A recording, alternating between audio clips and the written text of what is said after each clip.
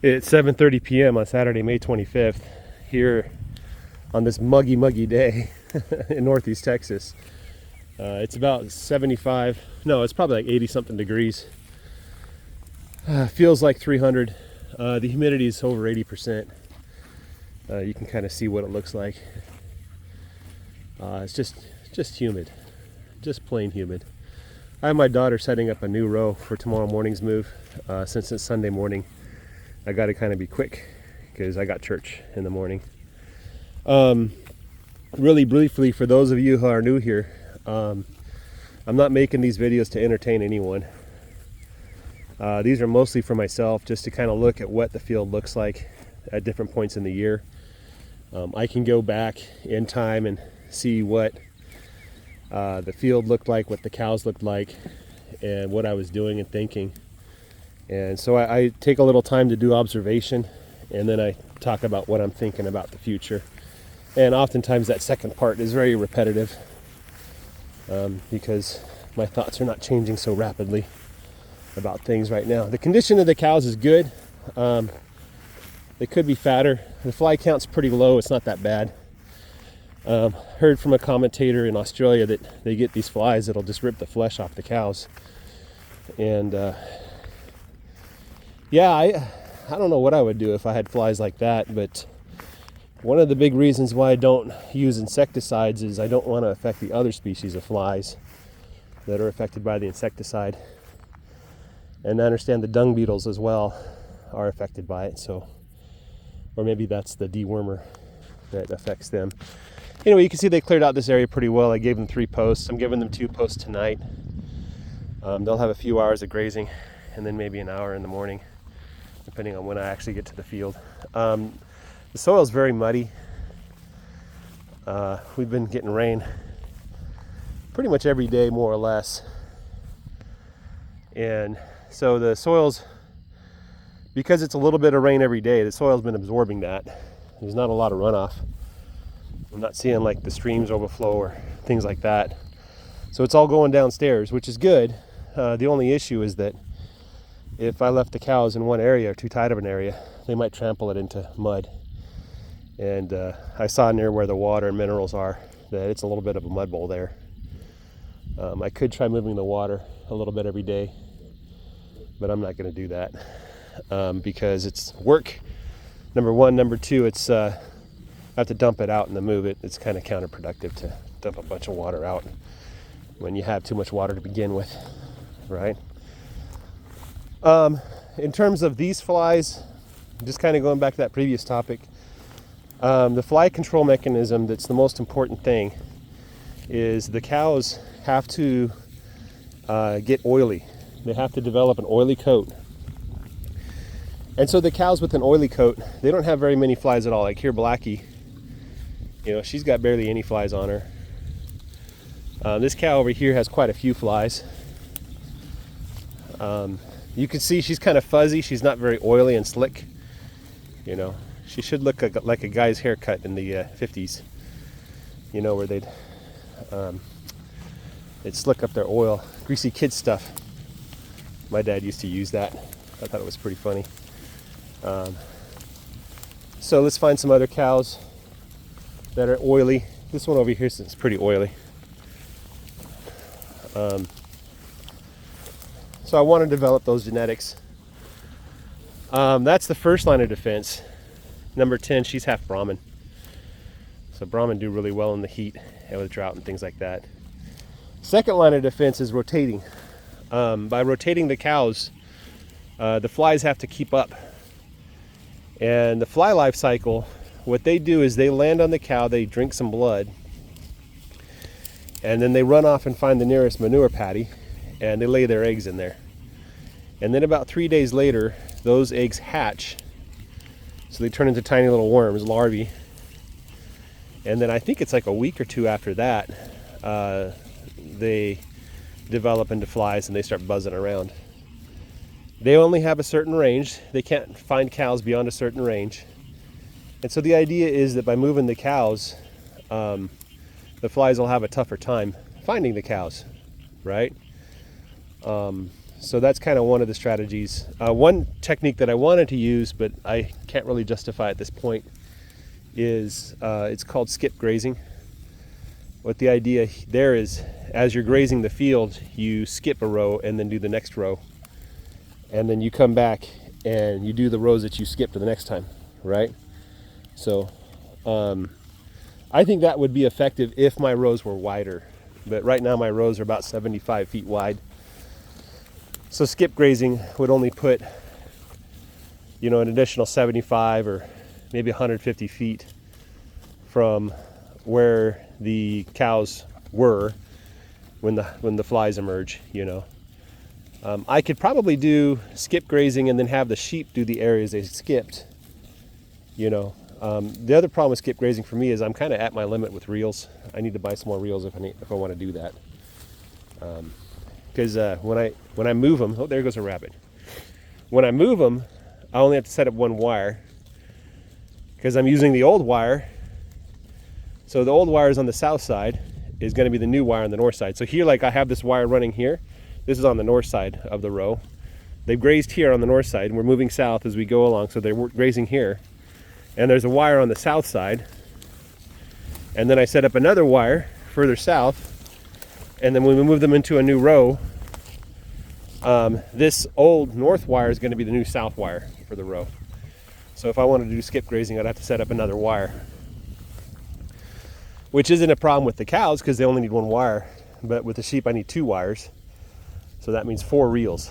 I need 4 free reels, which I don't have that many reels that are free. So I'd have to buy more reels, and they're not cheap, and I'm not really that interested in doing the experiment, not yet at least, right? Let's see what else to cover. I think right now, observationally, it's looking really, really good. I saw some areas where the summer grass is actually beating the spring grass. So the transition to the summer grass is going to be really smooth. I'm seeing a different type of grass that I'm not familiar with. Let's see if I can find some of it over here. I'm wondering if it's that famous big blue stem. This stuff right here. This stuff. I'm seeing this, and there's some places in my field where it is quite thick. I don't know that I can identify this grass just by this. I might have to let it grow up some more. But if that is the big blue stem, then I've hit the jackpot.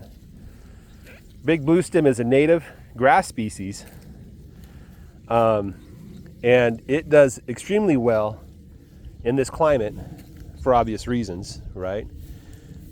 It's very, very good all around just for growing and grazing. The one thing about big blue stem that I have to be careful of is I can't graze it to the ground. I have to leave plenty behind.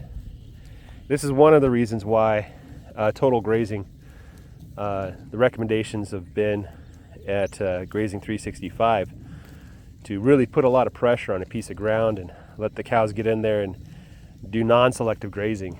I am very concerned if the cows go down there and they take 2 bites out of something like big blue stem. 1 bite is good. It'll encourage the grass to grow.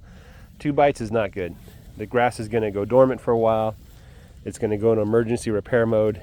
It's going to cause the roots to retreat, and it's going to take a lot longer to recover, if it recovers at all, right? And given the competition here in my pasture between all the species of grasses and weeds and everything, I need the grasses to be, tip top to beat the weeds. So that's my thinking. That's why I'm not doing his style of grazing.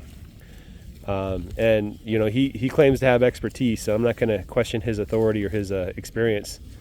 I will say this, that maybe it's surely a possibility that his climate is slightly different than mine, and the vegetation that grows there requires that style of grazing.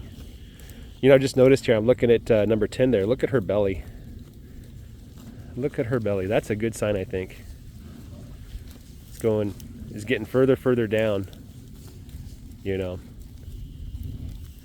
When you think about it, when you're doing grazing, the cows are a fermentation machine, right? They need time for their grass to ferment and extract the nutrients they can from there. And if you want them to get fatter quicker, they need to have more grass fermenting all the time. So they should have huge bellies full of grass, just constantly fermenting there, you know. It's not like humans or dogs where the food goes in and the food comes out. They have to leave the food sitting there for a couple days, stewing in its own juices and the bacteria and things that are inside of them. That's how they get their nutrients, right? So I want to see big fat bellied cows. Like Yellow kind of has that belly too. The thing with Yellow though is she has such long legs, you know. You see, look at Yellow and now look at Red. You see how Red is like taller in the body, you know. Red is more the style of cow that I want to see. Her belly could be bigger.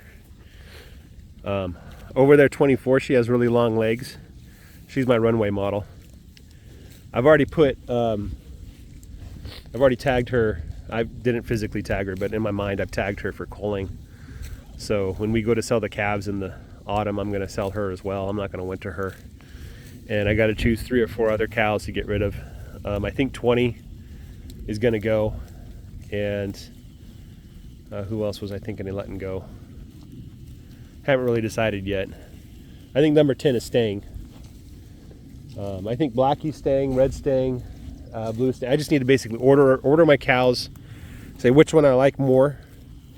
Not like as in, you know, I want to be their friend, but which kind of cow represents the cows that I want in the future.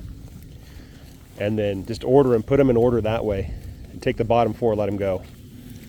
You know. Number 27 looks a lot like his daddy. Number 27, do you want to move next door?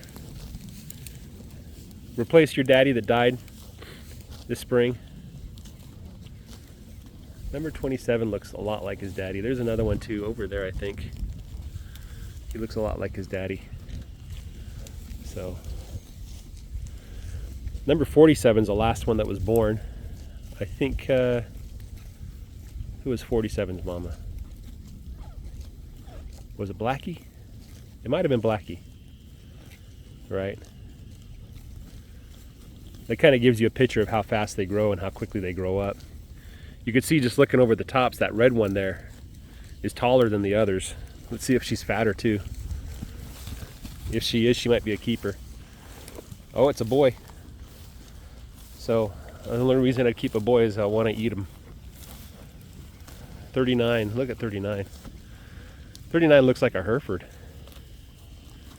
My goodness, 39. Hey there, Speck.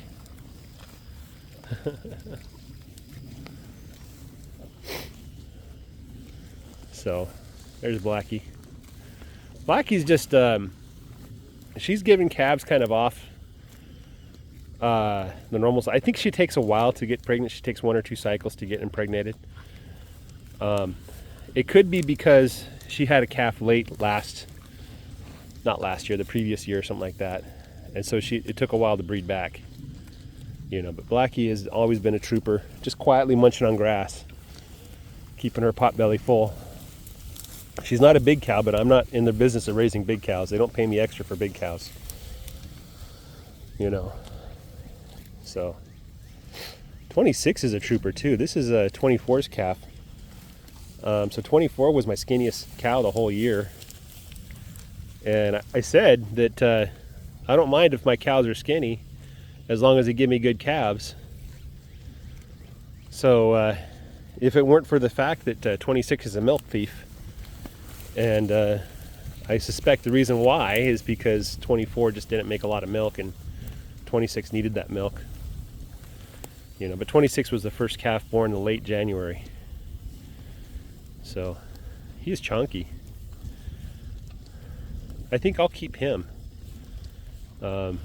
Keep him as a steer, raise him to weight, see what kind of beef he gives me. Hey there, number 33. You curious? You got your horns growing there? You're a beautiful cow. I can almost tell by looking at their face whether they're a bull or a cow. 33 is a cow, 30 is a cow, a heifer. That's a bull. That is a bull. That's a bull. So I think that's a cow, that brown one. Nope, that's a bull. So, well, that's all I got for you guys. Have a great day. Take care and bye-bye.